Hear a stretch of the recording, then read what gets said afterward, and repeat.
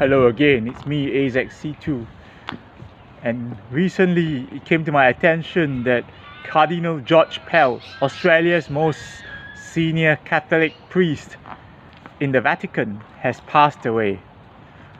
Pell is a controversial figure.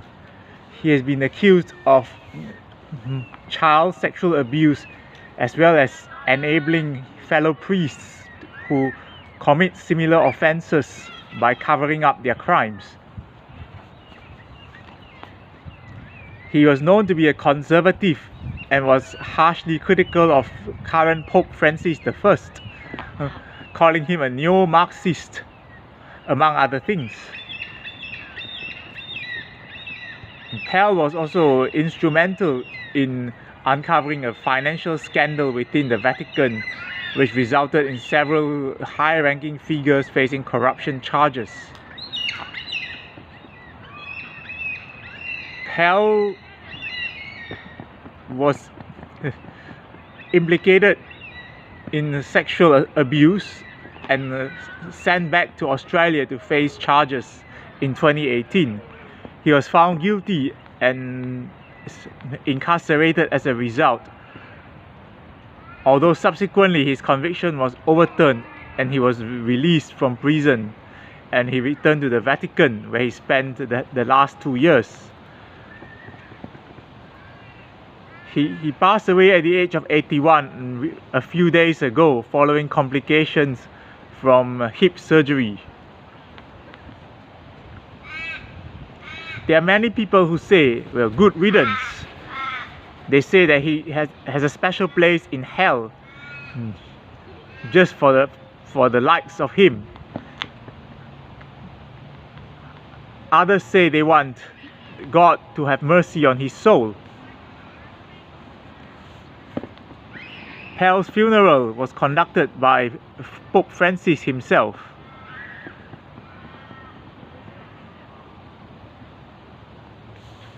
The case of Pell and his mixed legacy puts into many things into perspective. First of all, priests are human too, and like everybody else, they have desires of the flesh, yet they have no outlet for them.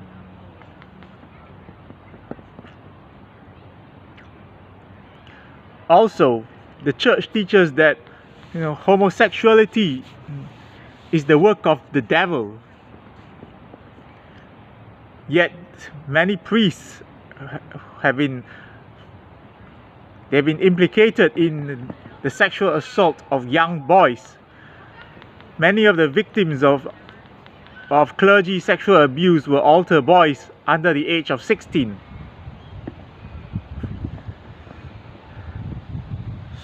So there was a meme a few years ago which featured the image of Cardinal Pell.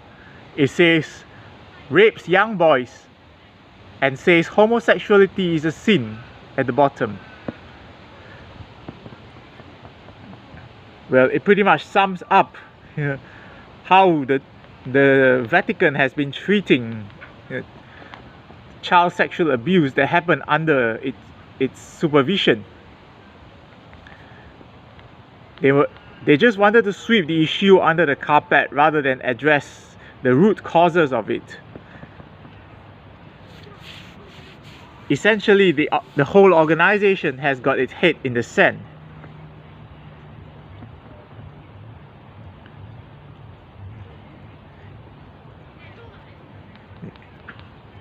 A second question that comes out is, how do we stem the shortage of priests? I mean, most priests are getting on in years, but there are not many young people who are interested in joining the clergy. But that said, it's quite heartening to see one former Manchester United soccer player give up everything to become a priest. Like, he still loves the game, but he doesn't agree with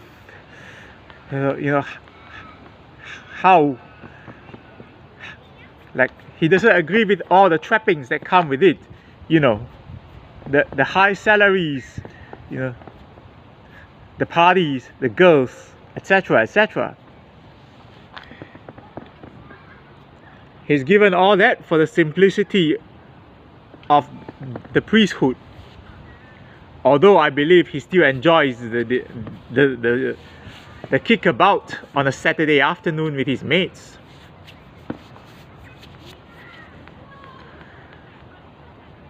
Yes, the Vatican says that only people born with the Y chromosome are allowed to serve as clergy. Women can become nuns, but their roles are highly restricted.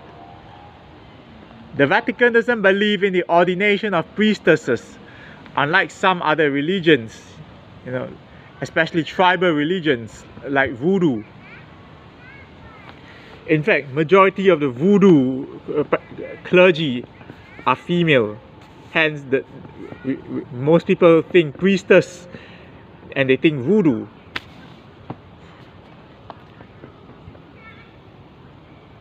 Like Abrahamic religions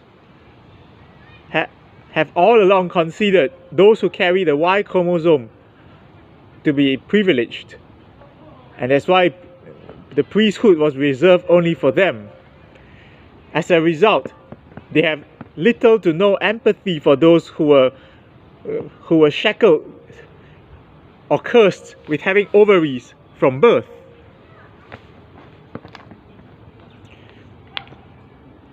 That's why you get so much, you know, tension regarding Roe versus Wade.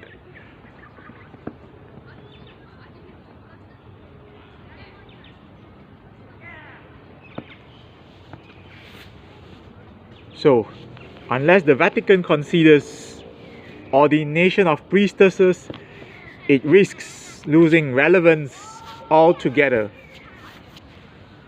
and becoming stuck forever in the past.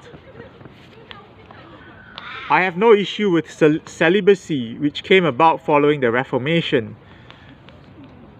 In the olden days, clergymen were married. In fact,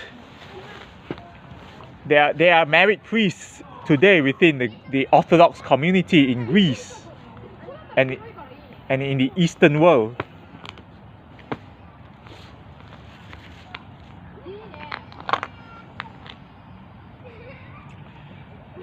And the Eastern Orthodox tradition is the closest to the Catholic tradition, you know, that hasn't been affected by the Reformation.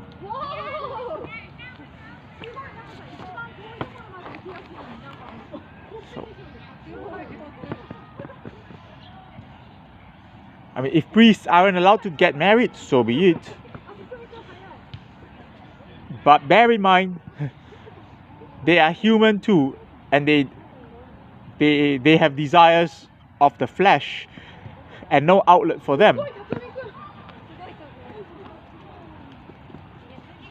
And also, priestesses should be allowed to be ordained.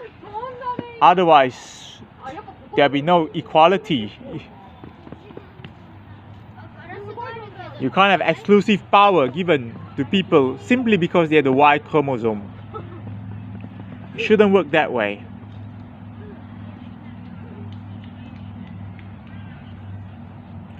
All in all, George Pell's legacy goes deeper than we think.